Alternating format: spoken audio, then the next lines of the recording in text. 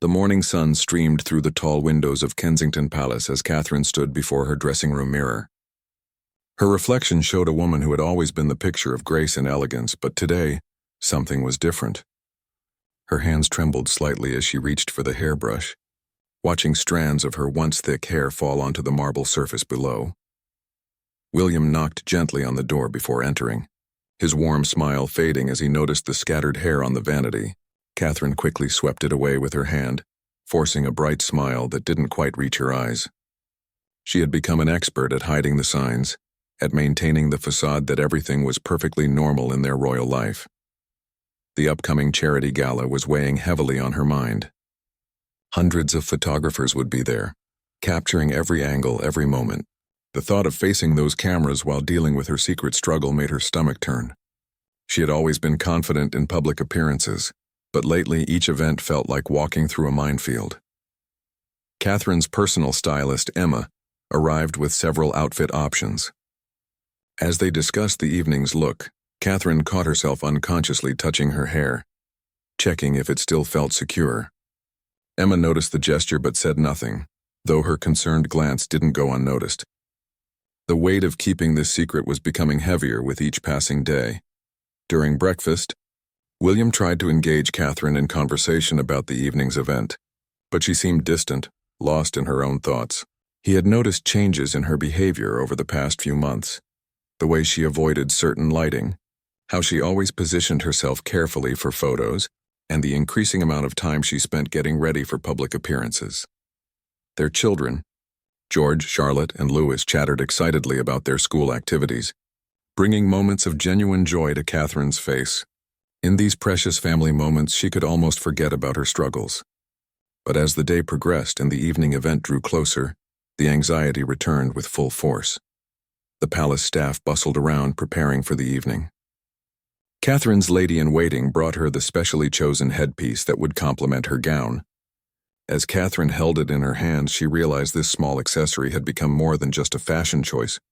It had become her shield, her protection against a world that expected perfection from their future queen.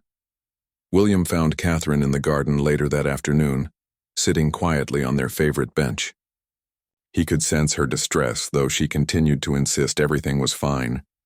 The gap between them seemed to be widening, not because of lack of love, but because of the weight of unspoken truths that Catherine carried alone. The evening of the charity gala arrived with all the pomp and ceremony expected of a royal event.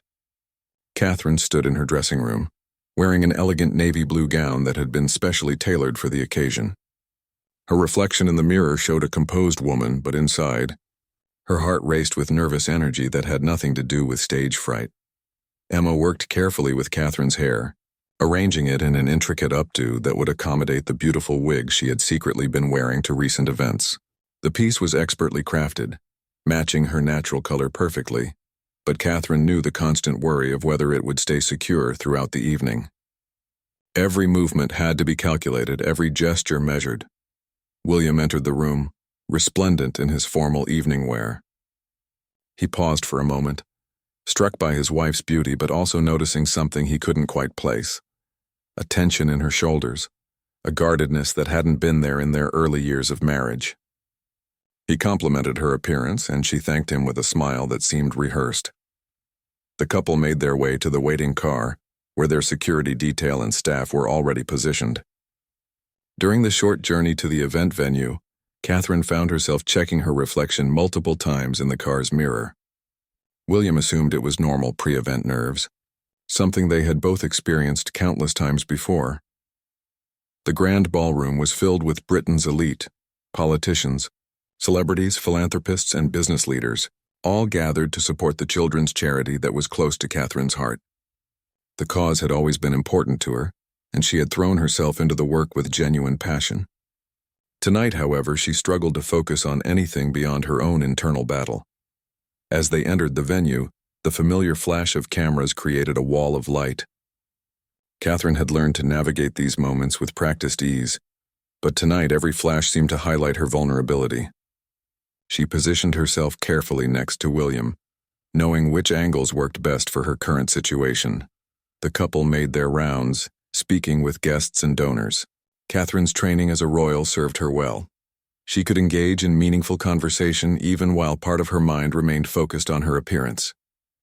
Several guests complimented her on how radiant she looked, unaware of the effort it took for her to maintain this image. During a quiet moment between conversations, William noticed Catherine's hand move unconsciously to her head. It was a subtle gesture, but one he was beginning to recognize. When he asked if she was all right, she quickly assured him she was just adjusting her earring. The small lie felt like a weight in her chest, but the truth seemed even heavier. The evening's program included speeches from various supporters of the charity. When Catherine's turn came to address the crowd, she walked to the podium with her usual poise.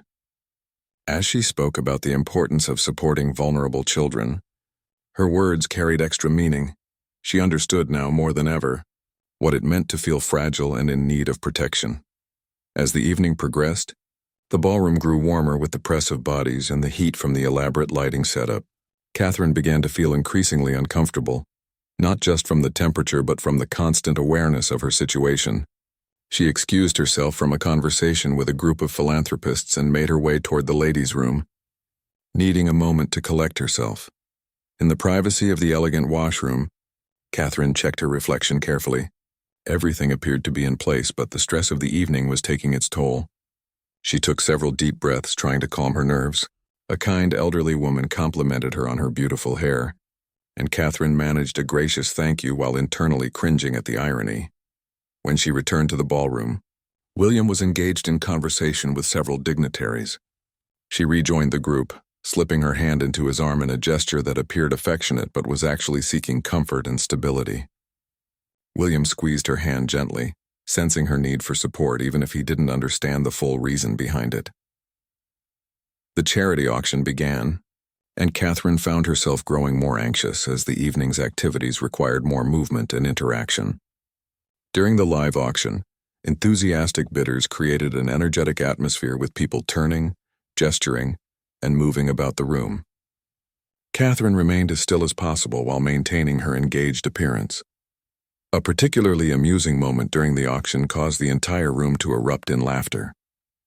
People around Catherine turned to share the joke with her, and she joined in the merriment while carefully managing her movements. William noticed her measured responses and wondered if she was feeling unwell, but when he quietly asked, she insisted she was simply tired. As they moved to the dining area for the formal dinner, Catherine navigated the transition with careful grace. The dining room was beautifully appointed with elaborate floral arrangements and crystal chandeliers that cast dancing shadows across the tables. She was seated between William and a prominent businessman, who was known for his animated conversation style. Throughout dinner, Catherine maintained her royal composure while internally monitoring her situation constantly. The gentleman beside her was enthusiastic about discussing his latest charitable ventures, and his animated gestures occasionally came close to her personal space. Each time she subtly adjusted her position while continuing to appear fully engaged in the conversation. The dinner conversation flowed around topics of philanthropy, current events, and family life. When someone asked Catherine about her own children and their interests, her face lit up with genuine warmth. These moments of authentic connection reminded her why she had chosen this life of service, even when it came with challenges she had never anticipated. As the evening drew toward its conclusion, Catherine felt a mixture of relief and accomplishment. She had successfully navigated another public event, maintaining the dignity and grace expected of her position. However, the constant vigilance required was becoming increasingly exhausting, and she knew that this secret burden was affecting not just her own well-being, but also her relationship with William. The final portion of the evening included dancing, a tradition at the annual charity gala that guests always anticipated. The orchestra began playing an elegant waltz and couples moved gracefully onto the polished marble floor. William extended his hand to Catherine with a warm smile, inviting her to join him for their customary first dance as the evening's royal guests of honor. Catherine accepted his invitation with what appeared to be enthusiasm, but inside her anxiety reached new heights. Dancing meant movement, spinning, and the possibility of the carefully maintained appearance she had worked so hard to preserve throughout the evening becoming compromised. As they stepped onto the dance floor, She focused intently on keeping her movements controlled and graceful. The familiar comfort of dancing with William brought moments of genuine peace. They had danced together countless times, from their wedding to numerous state functions, and the rhythm of their movement together was natural and easy. For brief moments, Catherine almost forgot about her concerns as she lost herself in the music and her husband's loving gaze. However, as the dance continued and other couples joined them on the floor, the space became more crowded. A particularly enthusiastic couple swept past them with dramatic flourishes, and the gentleman's arm came dangerously close to Catherine's head. She instinctively ducked slightly, and William noticed the unusual movement, asking quietly if everything was all right. Catherine assured him she was fine, just being careful of the other dancers, but William's concern was growing. Throughout their years together, he had learned to read her subtle signals, and tonight something felt different. Her responses seemed measured in a way that went beyond normal royal protocol, and her usual spontaneous warmth appeared carefully controlled. As they continued dancing, Catherine became aware of photographers positioned around the room, capturing the elegant scene for tomorrow's newspapers. Each flash reminded her of the scrutiny her appearance would face, and she found herself calculating angles and positioning even during this intimate moment with her husband. The dance ended with applause from the gathered guests, and Catherine felt a surge of relief at having successfully navigated another potential challenge. However, her relief was short-lived as the evening's events continued with more mingling and conversation. The constant mental energy required to maintain her composure was becoming overwhelming. During a brief pause in the evening's activities, William and Catherine stepped onto a small balcony overlooking the venue's beautiful gardens.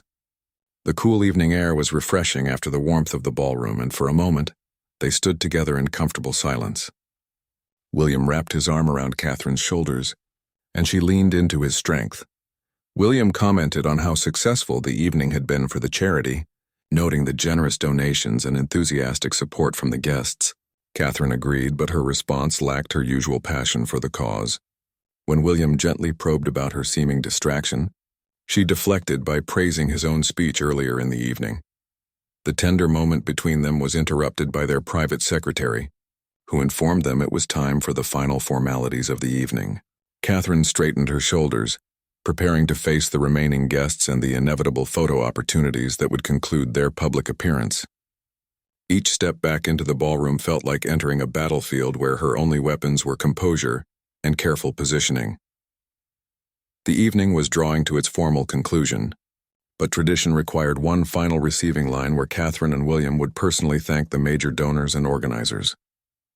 They positioned themselves near the grand entrance, creating an elegant farewell tableau as guests prepared to depart. The line moved smoothly, with each guest expressing their appreciation for the royal couple's support of the charity. Catherine maintained her gracious demeanor, offering warm handshakes and sincere thanks to each person who approached. However, the prolonged standing and the continued social interaction were taking their toll. She found herself growing more fatigued, not just physically but emotionally, from the constant vigilance required to maintain her carefully constructed appearance. An elderly patron of the charity, Lady Margaret Pemberton, approached with her characteristic enthusiastic manner. She had known Catherine for several years and always greeted her with particular warmth. As they spoke about the evening's success, Lady Pemberton reached up to adjust what she thought was a loose strand of Catherine's hair, a grandmotherly gesture meant with complete kindness. Catherine's heart stopped as she felt the gentle touch near her hairline. She managed to gracefully step back while thanking Lady Pemberton for her concern, explaining that her hairdresser had created a very specific style that was best left undisturbed. The moment passed quickly, but Catherine's pulse remained elevated as she realized how close she had come to potential exposure. William noticed Catherine's slight step backward and the brief flash of something that looked like panic in her eyes. When Lady Pemberton moved on to speak with other guests, he quietly asked Catherine if she was feeling unwell. She insisted she was simply tired from the long evening, but her hand unconsciously moved to her head in a protective gesture that William was beginning to recognize. The receiving line continued with a steady stream of well-wishers and supporters. Catherine's responses became slightly more mechanical as her energy waned, though she maintained her professional composure. A prominent businessman's wife complimented Catherine's hairstyle, noting how perfectly elegant it looked throughout the entire evening. Catherine accepted the compliment with a smile that felt increasingly forced. As the last guests made their farewells, Catherine felt a mixture of exhaustion and relief. The evening had been successful from a charitable standpoint, with significant funds raised for the children's organization. However, the personal cost of maintaining her public image while dealing with her private struggle was becoming increasingly difficult to bear. The venue staff began the process of clearing the ballroom as Catherine and William prepared for their own departure. Their security team and personal staff efficiently coordinated the exit strategy, ensuring a smooth transition from the public event back to their private lives. Catherine moved carefully through the process, her energy depleted but her dignity intact. During the car ride back to Kensington Palace, William attempted to engage Catherine in conversation about the evening's highlights. She responded appropriately but without her usual enthusiasm and insight. The silence between them grew comfortable on the surface, but underneath, William sensed an emotional distance that troubled him deeply. As they approached the palace, Catherine realized that while she had successfully navigated another public appearance, the strain of keeping her secret was affecting every aspect of her life. The woman who had once approached royal duties with natural confidence was now calculating every move, measuring every interaction against the possibility of discovery. The weight of her unspoken burden was becoming impossible to carry alone. Back in the privacy of their residence at Kensington Palace, Catherine finally allowed herself to relax the rigid control she had maintained throughout the evening. William loosened his bow tie and settled into his favorite chair, while Catherine excused herself to change out of her formal gown. In the safety of her dressing room, she carefully removed the elegant wig that had been her constant companion throughout the night. Looking at her reflection without the artificial enhancement, Catherine felt a complex mixture of relief and sadness. The woman staring back at her looked vulnerable in a way that the public Catherine never could. She gently touched her own thinning hair, remembering how thick and lustrous it had once been, before the illness that had quietly invaded her life and stolen this part of her identity. When she rejoined William in their private sitting room, wearing comfortable clothes and with her natural hair visible, she felt both liberated and exposed. William looked up from his reading and smiled, but she caught a flicker of something in his expression, perhaps surprise or concern, or a recognition of something he had been trying not to see. William set aside his papers and patted the sofa beside him, inviting Catherine to join him for their usual post-event discussion. They had always enjoyed these quiet moments together, analyzing the evening's successes and challenges, sharing observations about the guests and conversations. Tonight, however, Catherine seemed reluctant to engage in their traditional review. As they sat together, William noticed details he had been unconsciously avoiding. Catherine's hair appeared thinner than he remembered, and there was a fragility about her that went beyond simple fatigue. When he gently mentioned that she seemed different lately, Catherine deflected by discussing the charity's fundraising success and praising his own performance during the evening. The conversation turned to their children and their upcoming schedules. Catherine's face brightened when discussing George's latest school project and Charlotte's piano recital, but William observed that even her joy seemed tempered by something he couldn't identify. When he suggested they might plan a family vacation, Catherine's response was enthusiastic but vague, as if she was uncertain about making future commitments. A comfortable silence settled between them as they shared a late-night cup of tea. William found himself studying his wife's profile, remembering the young woman he had fallen in love with years ago. The essential Catherine was still there, her intelligence, her compassion, her strength. But something indefinable had changed, and his inability to understand what was troubling her created a growing sense of helplessness. Catherine excused herself earlier than usual, claiming exhaustion from the long evening. As she prepared for bed, she caught sight of herself in the bathroom mirror and was struck by how different she looked from the poised woman who had graced the charity gala just hours earlier. The contrast between her public and private selves seemed to be growing more dramatic with each passing day. William remained in the sitting room, staring into the dying embers of the fireplace. His mind replayed moments from the evening. Catherine's careful movements, her measured responses, the way she had positioned herself during photos. A growing realization began to form in his mind, though he couldn't yet bring himself to acknowledge what he was beginning to suspect. The palace settled into its nighttime quiet, but sleep eluded both Catherine and William. Catherine lay awake, wondering how much longer she could maintain the exhausting charade, while William wrestled with his growing awareness that the woman he loved was fighting a battle she had chosen to face alone. The distance between them felt like an ocean, even though they lay just inches apart in their shared bed. The morning after the gala dawned gray and drizzly, matching the subdued mood that had settled over Kensington Palace. Catherine woke early, as had become her habit, to prepare herself before anyone else in the household stirred. The morning routine that had once been simple and natural now required careful planning and execution. William found Catherine in the breakfast room, already dressed and reading the morning papers. The coverage of the previous evening's event was positive, with several photographs showing the royal couple looking elegant and engaged. Catherine studied the images with an intensity that William found concerning, as if she was searching for flaws that others might notice. Their children joined them for breakfast, filling the room with the cheerful chaos that Catherine loved.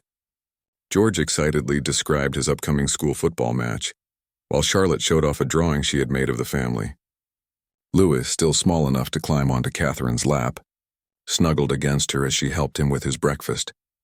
As Catherine leaned down to wipe Louis's face, her movement was more careful than usual, her hand instinctively moving to steady her hair. The gesture was subtle, but William had become increasingly attuned to these small signs. When Louis playfully tugged at what he thought was his mother's hair, Catherine gently redirected his hand while her face briefly showed a flash of panic. After the children left for school, an uncomfortable silence settled between Catherine and William. The easy intimacy they had always shared seemed strained, replaced by careful politeness that felt foreign in their private space. William attempted to bridge the gap by discussing their upcoming engagements, but Catherine's responses were functional rather than enthusiastic. The breaking point came when William's phone buzzed with a message from their private secretary, confirming a photo shoot scheduled for the following week. Catherine's reaction was immediate and telling. A look of genuine distress crossed her face before she quickly composed herself. When William asked about her response, she claimed to be concerned about the children's schedules conflicting with the engagement. William set down his coffee cup and looked directly at his wife. Really looked at her, perhaps for the first time in months. The woman before him was still beautiful, still grace personified, but there was a vulnerability in her eyes that spoke of burdens carried in solitude. When he gently asked if there was something she needed to tell him, Catherine's carefully constructed facade finally began to crumble. The silence stretched between them, heavy with unspoken truths and growing understanding. Catherine's hand moved unconsciously to her head, the protective gesture she had tried so hard to hide. William reached across the table and covered her hand with his own, his touch gentle but insistent. In that moment, without words, the truth began to emerge from the shadows where Catherine had hidden it. William's eyes filled with understanding and pain, not for himself, but for the isolation Catherine had endured while protecting everyone around her from her reality. The careful positioning, the measured movements, the gradual withdrawal from spontaneous affection all suddenly made sense. His wife, his partner, his closest friend had been fighting a battle, alone while trying to shield him and their children from her struggle. Catherine's composure finally shattered completely, as months of careful control gave way to exhausted honesty. The wig that had become her armor, the constant vigilance that had become her prison, the fear that had replaced her natural confidence, all of it spilled out in a moment of raw vulnerability. William moved to hold her, and for the first time in months, Catherine allowed herself to be truly seen, truly held, without the barriers she had constructed to protect the image of the perfect royal wife and mother. In that painful moment of revelation, something shifted between them. The isolation that had grown like a wall between them began to dissolve, replaced by the understanding that some burdens are meant to be shared, and that true strength sometimes lies not in facing challenges alone, but in trusting those who love us enough to face them together.